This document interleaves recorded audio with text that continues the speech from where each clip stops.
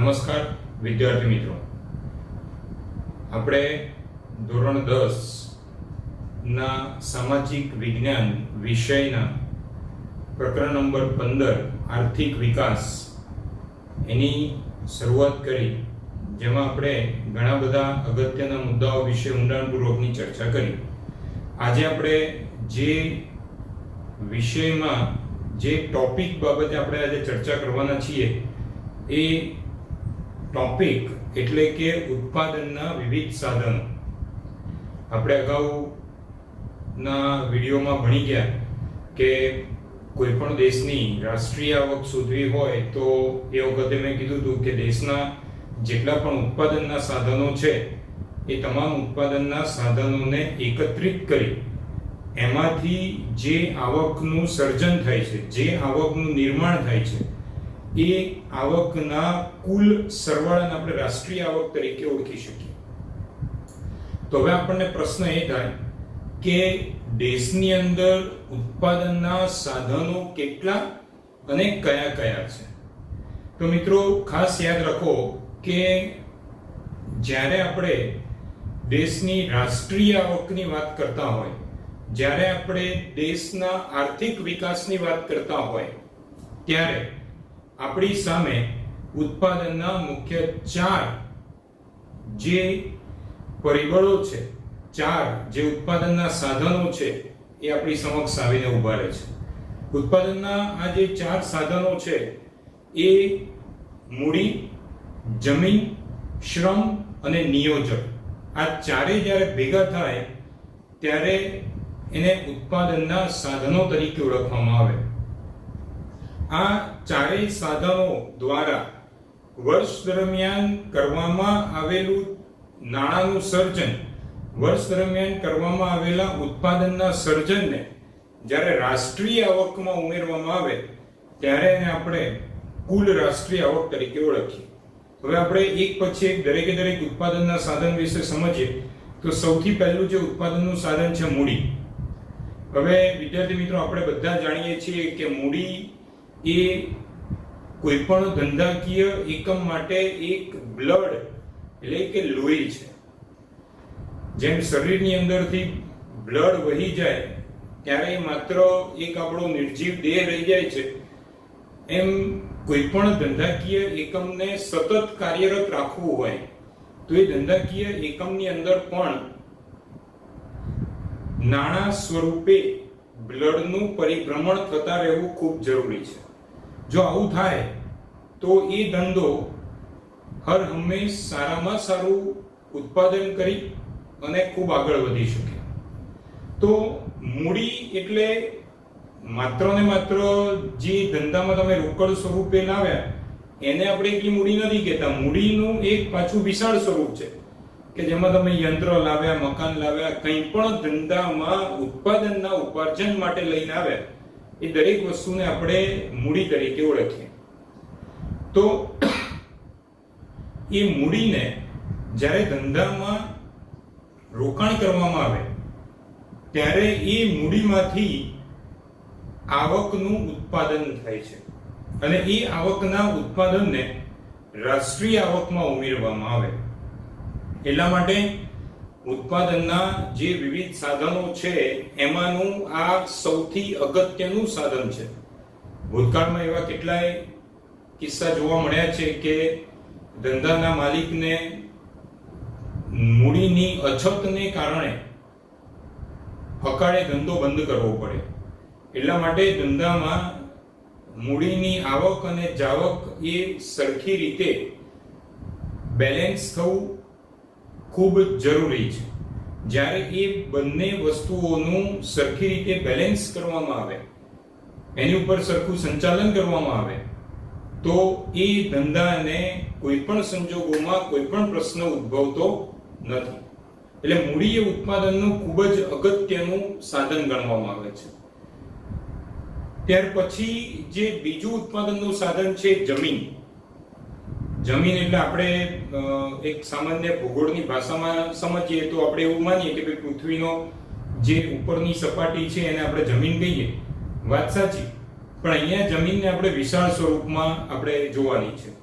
પૃથ્વીની ઉપરના પોપડાને તો આપણે જમીન કહીએ જ છીએ, પણ પૃથ્વીના પેટાળમાં પણ ઘણી બધી એવી કુદરતી સાધન સંપત્તિઓ છે કે જે જમીનમાંથી જ આપણને મળે છે. જેમ કે તમે લોખંડ લઈ લો, સોનું લઈ લો, એવી જ રીતે પેટ્રોલિયમ પેદાશો કે જે જમીનમાંથી આપણને મળે છે, એનું ખોદકામ કરી એમાં ડ્રીલ કર્યા પછી એમાંથી જે આપણને ખનિજ તત્વો મળે છે, ખનિજ તેલ મળે છે, એ બધું જમીન જ છે.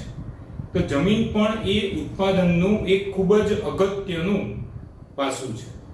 તો જમીન ધંધાકીય એકમના વિકાસ માટે એક અવિભાજ્ય અંગ છે. જમીનમાંથી વર્ષ દરમિયાન જેટલું પણ ઉત્પાદન થાય એ તમામ ઉત્પાદનને રાષ્ટ્રીય આવકની ગણતરીમાં ઉમેરવામાં આવે. એટલે તમારી જોડે મૂડી છે, એ આપણું ઉત્પાદનના સાધનનું પહેલું ઉત્પાદનનું સાધન હતું. ત્યાર પછી આપણે જે જોયું એ કે જમીન છે, તો ઉત્પાદનનું એ આપણું બીજું સાધન હતું. હવે ઉત્પાદનનું ત્રીજું સાધન ખૂબ અગત્યનું, શ્રમ. શ્રમ એટલે મજૂર વર્ગ, તમારા એમ્પ્લોયી, તમારા કર્મચારી એ પણ ઉત્પાદનનો અવિભાજ્ય અંગ છે. કારણ કે તમે મોટામાં મોટી ઇન્ડસ્ટ્રી સ્થાપી દીધી, એ ઇન્ડસ્ટ્રીમાં તમે એકદમ હાઈટેક મશીનરી લઈ આવ્યા, એને તમે મસ્ત ગોઠવણ કરી દીધી અને એમાંથી સારામાં સારું ઉત્પાદન થાય એવી બધી વ્યવસ્થા કરી, પણ એ મશીનરીને ઓપરેટ કરવા માટે એક સારા ઓપરેટરની પણ જરૂર પડવાની. તે ઓપરેટર એ શ્રમ છે, એ શ્રમિક છે. શ્રમિકે ઉત્પાદનમાં જે પોતાની મજૂરી, જે શ્રમ આપ્યો, એ પણ ઉત્પાદનનું એક સાધન છે. તો જેટલા પણ શ્રમિક કોઈ પણ ધંધાકીય એકમમાં જ્યારે કામ કરે છે, ત્યારે એને ધંધાકીય એકમના માલિક મારફતે જે કાર્ય કરે છે, એ કાર્યના બદલામાં એના જે ધંધાના માલિક દ્વારા કંઈક આપવામાં આવે. કઈ રીતે? તો કે પગાર સ્વરૂપે, રોજે રોજની રોજગારી સ્વરૂપે, દૈનિક વેતન આપવામાં આવે. આ બધાનો સરવાળો જ્યારે કરવામાં આવે ત્યારે શ્રમિકો દ્વારા ઊભું કરવામાં આવેલું એ ભંડોળ છે, શ્રમિકો દ્વારા ઊભી કરવામાં આવેલી આવક છે. અને એ આવકનો સરવાળો પણ રાષ્ટ્રીય આવકની ગણતરી કરતી વખતે ધ્યાનમાં લેવામાં આવે. એટલે શ્રમિક પણ એક અવિભાજ્ય અંગ છે. શ્રમિકને પણ આપણે ધંધાકીય એકમમાંથી અલગ કોઈ સંજોગોમાં કરી શકતા જ નથી, અને એવો કરવાનો પ્રયત્ન કરીએ તો એ ધંધાકીય એકમ લાંબો સમય ચાલી પણ ન શકે. તો અત્યાર સુધી આપણે 3 ઉત્પાદનના મહત્વના સાધનો જોયા: મૂડી, જમીન અને શ્રમ. અને સૌથી છેલ્લો ઉત્પાદનનો સાધન, અને એ એવું કહી શકીએ કે આ બધાને જોડનારી એક અગત્યની કડી એટલે કે નિયોજક. નિયોજક એટલે પ્રમોટર્સ.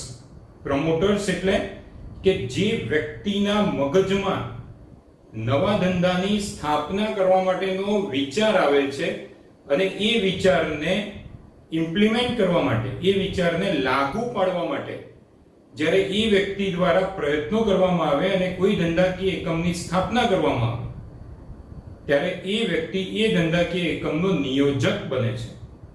નિયોજકનું મુખ્ય કાર્ય શું છે? તો કે નિયોજકે ઉત્પાદનના અન્ય સાધનોનો સમન્વય સાધવો એ નિયોજકનું સૌથી અગત્યનું કાર્ય છે. દાખલા તરીકે નિયોજકે ધંધામાં મૂડી લાવવી પડે, નવો ધંધો ચાલુ કરવો છે તો એ ધંધામાં મૂડી લાવે છે, તો એ પણ આનો એક ભાગ છે. નંબર 2, ધંધામાં મૂડી લાવી ધંધાને ચાલુ કરવા માટે એને જમીનની જરૂર છે, તો એ પણ એને એક વ્યવસ્થા કરવી પડે. એ પણ નિયોજકની અંદર આવનારી એક એની પોતાની પ્રવૃત્તિ છે. અને એવી જ રીતે આ બધું તમારી જોડે જમીન છે, મૂડી છે, પણ આ બધું ચલાવવા માટે સૌથી અગત્યનું એટલે કે શ્રમિકની આપણે જરૂર પડે, એટલે કે શ્રમ જોઈએ. તો એ ત્રણેય ઉત્પાદનના સાધનો મૂડી, જમીન અને શ્રમ, આ ત્રણનો સમન્વય જે વ્યક્તિ સાથે છે એ વ્યક્તિને નિયોજક કહેવાય છે, પ્રમોટર્સ કહેવાય છે. પ્રમોટર્સ વગર કોઈ પણ ધંધો એ ચાલી શકતો જ નથી. એટલા માટે પ્રમોટર, નિયોજક એ કોઈ પણ ધંધાકીય એકમ માટે અવિભાજ્ય અંગ છે. અને નિયોજક દ્વારા બધા જ સાધનોનો સમન્વય કરી એમાંથી જે નાણાંનું, એમાંથી જે દેશના આર્થિક વિકાસમાં એમનો જે યોગદાન છે એને પણ રાષ્ટ્રીય આવકમાં ઉમેરવામાં આવે છે.